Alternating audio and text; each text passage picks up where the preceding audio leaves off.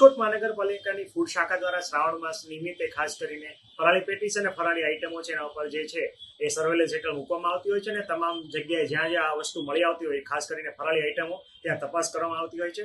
ખાસ કરીને hygienic condition ઉપર ફરાળના નામે પધરાવવામાં આવતા ઘણી વખત મેઝ પાવડર અથવા સ્ટાર્ચ પાવડર છે એનો ઉપયોગ થતો હોય વગેરે ફરિયાદો મળતી હોય છે. આ ઉપરાંત અમારા ટીમ પણ આ બાબતે સતર્ક હોય છે. એ અનુસંધાને શ્રાવણ માસની શરૂઆતના દિવસોની જ વાત કરીએ તો જે જલારામ નમકીન કે જે ગુણાતીત મેઇન રોડ ઉપર આવેલી છે તુલસીબાગની સામે, ત્યાં અમારી ટીમ છે તપાસ અર્થે પહોંચી હતી. ત્યાં લગભગ 140 કિલો જેટલી જે છે એ ફરાળી પેટીસ છે એ રો ફ્રાય કરીને તૈયાર કરવામાં આવેલી હતી. ટોટલ અનહાઇજેનિક કન્ડિશનમાં આ જે ફરાળી પેટીસ છે બનાવવામાં આવતી હતી. આ ઉપરાંત પેટીસનો માવો જે વપરાશમાં લેવાતો હતો, આ ઉપરાંત ઉપરના જે કોટિંગ લેવામાં માટે વપરાતો પાવડર એ ફરાળી છે કે કેમ વગેરેના નમૂના પણ લેવામાં આવ્યો છે ને આ પેટીસ છે એમને અનહાઇજેનિક કન્ડિશનમાં પ્રોડક્શન થતી જણાય એટલે એનો નિકાલ પણ 140 જેટલો કિલો પેટીસનો કરેલો છે. આ સંસ્થા જે છે ને લાયસન્સ બાબતે નોટિસ પણ આપવામાં આવી છે અને જો હજી ઉત્પાદન છે શરૂ રાખશે તો આ સ્થળથી સીલ કરવાની કાર્યવાહી પણ કરવામાં આવશે.